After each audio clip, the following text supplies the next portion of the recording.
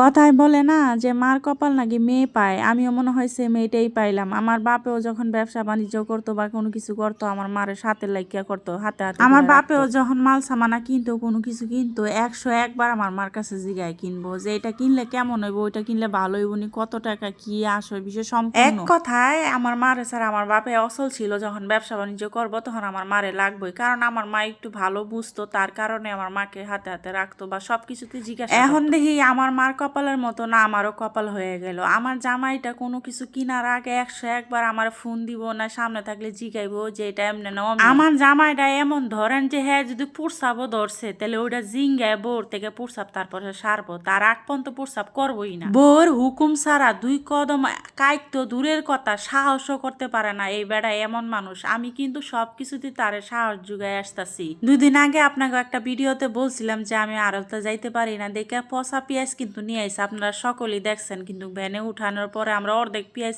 মনে করেন বাচ্চা হালাই দিছি বাসায়। খালি যে পেঁয়াজ তাও না, কিন্তু আলুও কিন্তু সেম কাহিনী করছে। মানে আলুর অবস্থা যা আছে তাতে মনে হয় 2.5 কেজি বা 5 কেজির মতো পচাই। আমার এক ভাই কমেন্টে কইছিল যে পেঁয়াজ কেনার আগে যায় কে বস্তা কেনার কথা, এটাও আমি বুঝাই দিছিলাম। কিন্তু সে মাঝখানে একবার আইনা বেচছে, বিক্রি করছে আড়ত থেকে। কিন্তু আজকে হ্যাঁ কি মক করতেছে, সকালবেলা হ্যাঁ আমার হলে আড়তে যাবো, আমি যাইতাম না, টাইম না হ্যাঁ জোর করে আমার হলে আড়তে গেছে। কয় তুমি চলো, তুমি ভালো বুঝো, তুমি আমার বস্তা খালি কি দেখাই দিবা বাকিটা আমি তো আর কি। হ্যালো গেলাম বুরখা টুকরা পরে সুন্দর করে আড়তে গেলাম। আড়তে গিয়া 10 দহন ঘুইরা দেখিয়া হুইনা বাচ্চা একবার ফ্রেশ। আজকে যে আলু আনছে আলুর ভিতরে একটা আলুও পচা বাইর হয় না, কিন্তু ছোট বড় আলু বাইর হইছে, এটাতে সমস্যা নাই, কারণ পচা আলু বাইর হইলে লুসকান, ওইটা তো কেজিতে ধরাই যায় না। আজকে যে আলুর বস্তা আমি মানে দেখা বাচ্চা হুইনা কিনা দিছি, বাসায় আই আলু ডাইলা দেখের মুহের ভিতরে হাসি ফুটটা উঠছে, আর কয় আমার বউ সেই সুন্দর পারে দেখে হুইনা বাচ্চা কিনা। আলুর বস্তার ভিতরে পচা না বাইর, ছোট আলু বড় আলু বাইর হলো সমস্যা নাই, কেন এর কই কেজির দরে বেচা যাবো, কিন্তু যে পচা বাইর হয় এইগুলা তো আর বেচা যায় না, এগুলো তো হালাই দেওয়া লাগে, তাহলে এটা লস। তো আমি আর প্রতিদিন তো আড়তে যাইতে পারবো না, আমার আড়তে যাইতে ভালোও লাগে না। তো বেশি করে আজকে 3 বস্তা আলু নিয়ে দিলাম। সাদা আলু পাই না, সব লাল আলু, খালি লাল আলুর বস্তা মুলাইতে হইছে, সাদা আলুর বস্তা মুলাইতে পারি না। সাদা আলু যে নাই এমন কোনো কথা না, সাদা আলু আছে, কিন্তু সাদা আলুটা ছিল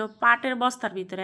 পাটের বস্তা যদি আমি কিনতে যাই, ওটার ভিতরে পচা আছে না ছুটুই আছে না কি আছে বুঝতে পারতাছি না আগে, তাই আমি ওই আলুটা আর কিনলাম না। আর এই আলুটা কিনছি কেন, এই যে এই আলুটা দেখেন আপনারা বাইরে থেকে বুঝতে পারবেন, সব বোঝা যায়, সবই দেখা যায়, পচা হইলো বোঝা যাবো, ছোট হইলো বোঝা যাবো, সবই বোঝা যায়। পাটের বস্তার ভিতরে যে আলু আছিল ওটা একটুও বোঝা যাইতেছিল না। আরো এক ব্যক্তি আমাদের সামনে এসে ওটা আর নেয় নাই কে, পরে আমরাও নেই নাই কে, তা আমরা হচ্ছে লাল আলুটাই লই এলাম। 3 বস্তা লাল আলু নিয়ে একসাথে তো সব আলু বিক্রি করা সম্ভব না, আর কিছু কিছু করে বিক্রি করতে হবে। এই জন্য আমরা কি করতেছি, এই আলুর বস্তাটা 2 ভাগ করতেছি। এত বড় আলু বস্তা তোর বাসায় উঠানো একদমই সম্ভব। এই কারণে দুইজনে মিল্লা এই পাটের এই বস্তাটা আলাদা করতেছি, মানে আরো কিছু খালি বস্তা আছে ভাগ ভাগ করে আলাদা করতেছি যেন এর উঠাইতে সুবিধা হয়। এক বস্তা ভ্যানে থাকবো আর 2 বস্তা ঘরে থাকবো, ওরি বেচতে পারলে বাকি পরে আবার নিয়ে বেচতে পারবো। আর এইটাও হইলো 1 বস্তা পেঁয়াজ, এই যে পেঁয়াজ ঢালা হইতেছে, এখন পেঁয়াজটি ঢাইলা এখন এই পেঁয়াজ গুলার যে বাড়তি যে চুকলা গুলো এগুলো আলাদা করে সুন্দর করে ভ্যানে উঠাইতে। আজকাল পেঁয়াজটি দেখছেন কি ঝলমলা একবারে কি পরিষ্কার। ওই দিন যে পেঁয়াজটি আনছিল আহারে আমার মনটা যে কি খারাপ হয়েছিল আর কি যে দুঃখ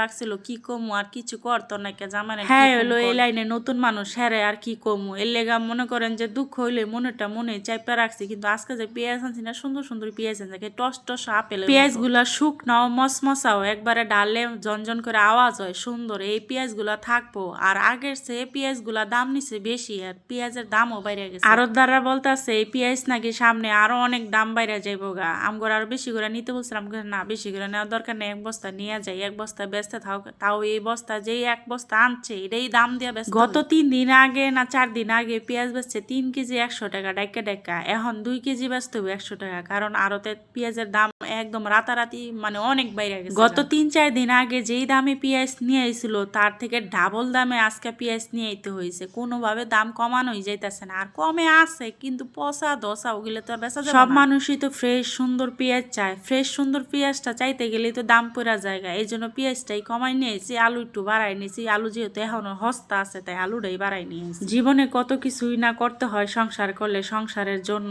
খাওয়া দাওয়া পেটের জন্য কতটা কি কিছু করতে হয়। তো এখানে এখন ভ্যানও চালাইতেছে, ভ্যানের ভিতরে আলু পেঁয়াজ দুইজনে মিললেই করতে। জামাইকে সাহায্য না করলে আমি ছাড়া আর কে করবো? জামাইয়ের তো আর আত্মীয় স্বজন নাই যে আইসা সাহায্য করবে, আমি ছাড়া আর কেউ নেই, আমারই সাহায্য করতে হবে। যেইটাই করি দুইজনে মিল্লা চিল্লাই করতে হবে, এইটাই উত্তম সংসারের ভিতরে দুইজনে মিলে। তবে আমার জামাইটা আমার কথা ছাড়া, আমাকে জিজ্ঞাসা করা ছাড়া কোনো একটা কাজও করে না। এটা আমি ভালো একটা দিক দেখি, কারণ ভালো মন্দ কিন্তু একজনের বিচার, দুইজনের ভিতরে যদি ভালো মন্দ বিচারের দুইজনের দিকটাই থাকে, তাহলে দুইজনে পরামর্শ নিয়ে কাজটা করা একদম আমি সবচেয়ে উত্তম মনে করি। কারণ একজনে বিচার করে একজনে কাজটা করা, এটা সফল হয়। এই যে বিকালবেলা আপনাদের ভাইয়া ভ্যান নিয়ে এখন বের হইতেছে, আলহামদুলিল্লাহ, আল্লাহ যদি দেয়, আল্লাহ যদি মুখের দিকে তাকায়, এগুলো যদি আজকে বেচতে পারে, তাহলে কালকে ওই যে দেখলেন মাথায় করে উপরে তুলে থুয়ে এলে ওটি আবার কালকে বেচবে, আর আড়তে যাওয়া লাগবে না কালকে আর পরশু। আলহামদুলিল্লাহ, প্রত্যেকদিন আড়তে গিয়া প্রত্যেকদিন মাল কিনাই না, ওই গাড়ি ভাড়া দিয়া পোষায় না।